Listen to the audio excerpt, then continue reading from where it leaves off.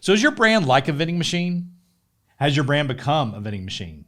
3 things to consider as we discuss this. First, if there is no humanity in the experience, you're much more like a vending machine. Second, if there's no humanity or less humanity in your customer experience, you better make sure your transactions are reliable. And third, if there is no humanity in the transaction, there better be some form of human connection in the relationship, or you are a vending machine, which is basically a commodity.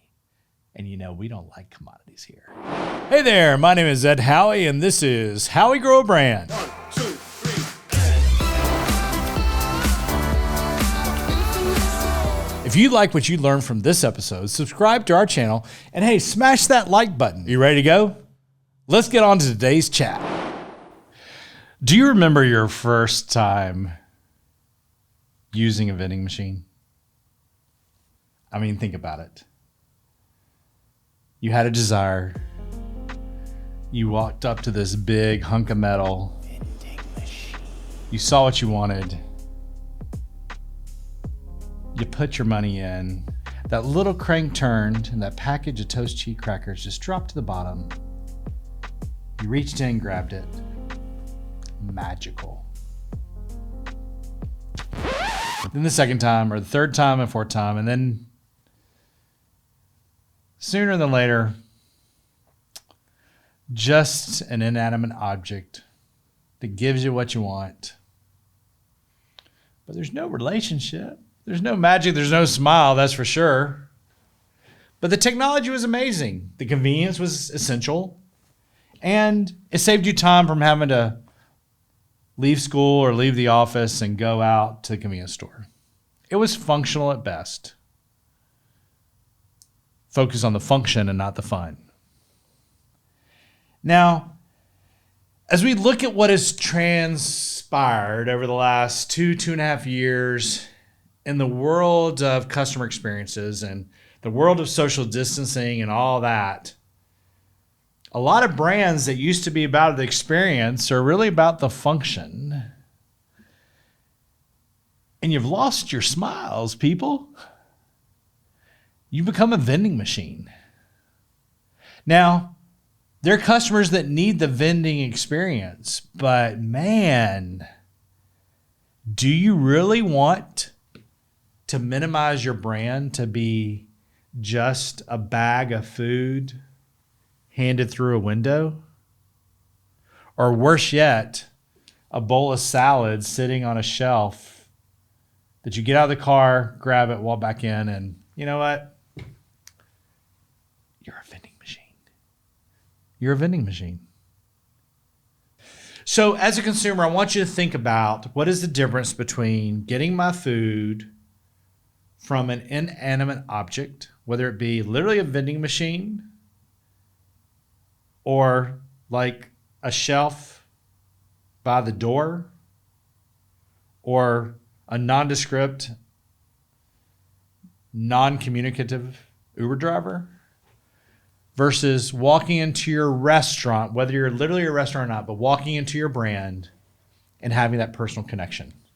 Think about buying a car, and as delightful as it sounds, paying $30,000 or $40,000 for a car over the internet, then all of a sudden you wake up the next morning, there's just a car in your driveway. You basically have funded a $40,000 transaction that's delivered a heap of metal that's going to take you places, hopefully in the style you desired. But that's it. It was function. Now, as unenjoyable as sometimes the car buying experience can be, at least there's an interaction and connection where you not only hopefully have some counsel on what's available, hopefully you have an opportunity to negotiate the right price. And frankly, if something messes up, you have someone to go back to, especially in this first couple of days, versus, wow, I want a car, order a car, it appears. Again, some customers want that. But if you think you're providing experience just by quickly delivering the product in the most efficient way possible with no humanity, it is not an experience. It is a transaction. So the first thing I encourage you to consider is, what is the humanity, or what has our humanity whittled down to in our relationship with our customers. No humanity, no relationship. Second, if there's no humanity in your customer experience, if you're just a transaction, you better make sure that transaction is reliable.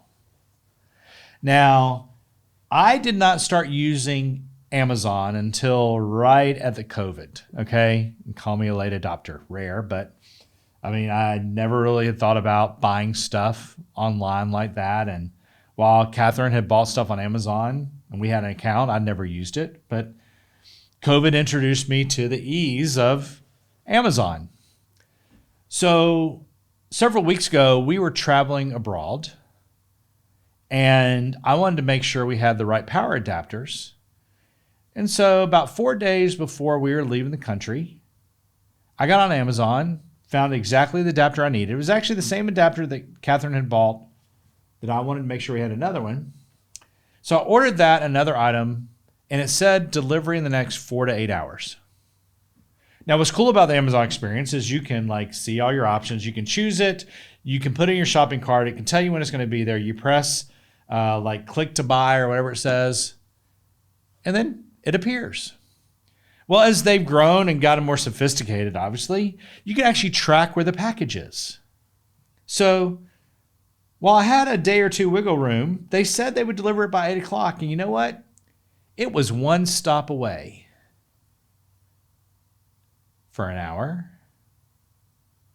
for 2 hours, for 4 hours. The delivery date was moved to the next day, but then it was still one stop away. And then I was told it'd be there in 4 to 7 days. And if it didn't show up by then, they would cancel it. Now, I know some of you have a relationship with your Amazon driver. I don't. The Amazon driver is not the person who puts the item on the truck. They're the person that gets the item from the truck to you and me. But it's not like they can turn around and go back to the warehouse and pick it up if it's not on the truck. My item was purchased. My item was selected. My item was purchased. My item was paid for.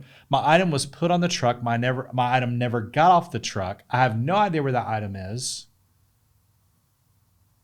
It wasn't a relationship, and it sure wasn't even a transaction. So if that's all you got, you better be flawless. You better be flawless. Third point, if you have no personal connection in the transaction, you better figure out a way to connect in the relationship. I was stuck. It said check back in 4 days or something like that on the status of this. Well, I just ordered another one. The next day, came in like it was supposed to. I appreciated Amazon, but it didn't necessarily make me feel better about when they didn't deliver, and it didn't necessarily make me overjoyed that they did because they did what they said they were going to do. But the problem is then I had to do all the work to get the credit where they failed on the transaction versus automatically taking care of it for me. Now, you're not Amazon. I'm not Amazon. But are you treating your customers the way Amazon treats you? If you are a vending machine, you better figure out a way to integrate some humanity into it. Or you're just a transaction.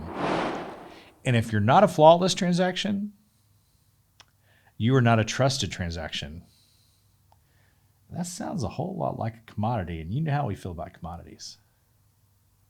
Don't be a vending machine.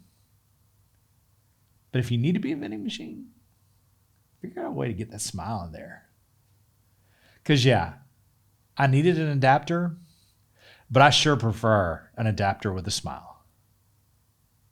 My name is Ed Howie. That's how you grow a brand. You got to make sure there's some smiles there.